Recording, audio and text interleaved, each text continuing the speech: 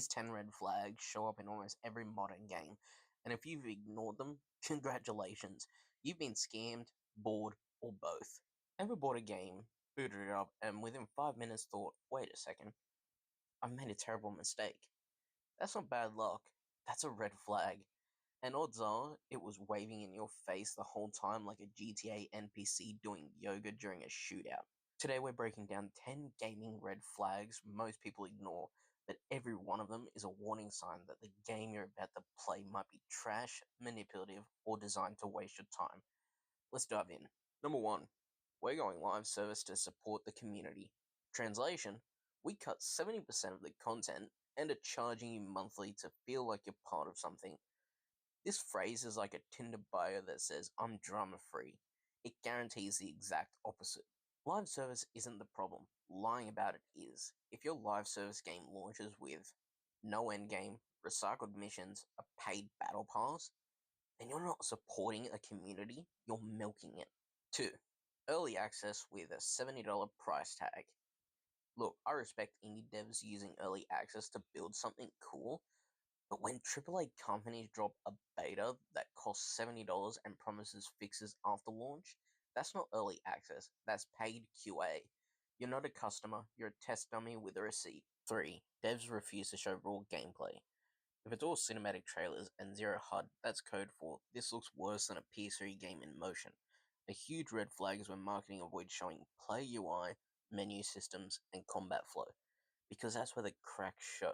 Cinematics are just for show to entice you. Gameplay is the truth. 4. Massive open world, but it's empty. You know the type, a map so big it looks like Australia, but has the content density of a car park at 3 a.m. If you can summarize the gameplay loop as run, loot, climb a tower, repeat, congrats, you've entered the Ubisoft zone. Big world doesn't equal good game, because it just means a lot of empty calories. 5. Post-launch roadmaps before launch. There's nothing wrong with post-launch content unless it's used to excuse missing features. If the devs are already hyping a new ending coming later, more maps in Season 2, and quality of life fixes post-launch, it means the game was rushed, gutted, or both. You don't announce a roadmap before launch, unless you're trying to distract from the fact that the base game is unfinished. 6. Forced online for no reason. If a single-player game requires an internet connection to play, you're not playing a game, you're renting it from a server that will die. Games like Redfall and Gran Turismo 7 got dragged for this, rightfully so. It's anti-consumer, anti-preservation, and anti-fun. 7. Daily login bonuses in non-mobile games. Look, I don't want my PC game treating me like it's a Candy Crush dealer. When you start seeing log in 7 days to get 5 gems, don't miss your streak, that's behavioral conditioning, not game design. If your AAA game is copying mobile monetization, that's a red flag. The devs are more interested in retention metrics than making something fun. 8. Confusing upgrade systems that make no sense. Giant web trees, 40 currencies, perks with 0.5 damage to squirrels on a Tuesday. If your upgrade menu looks like a conspiracy theory chalkboard, it's not deep. It's deliberately confusing, so you won't notice how shallow the game really is. Complexity isn't depth, it's often a smokescreen. 9. Overuse of the word immersive. Every game dev in a panic trailer says it. We've created a deeply immersive world. What does that mean? Is the AI realistic? Can I interact with the world?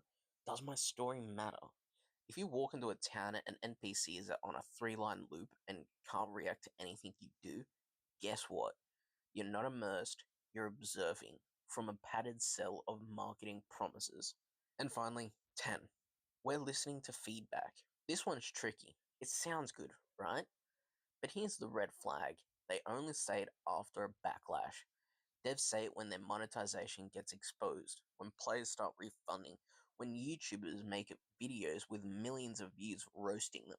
When listening is great, if it's followed by action, but when it's a PR shield with no changes, that's called damage control, not community care.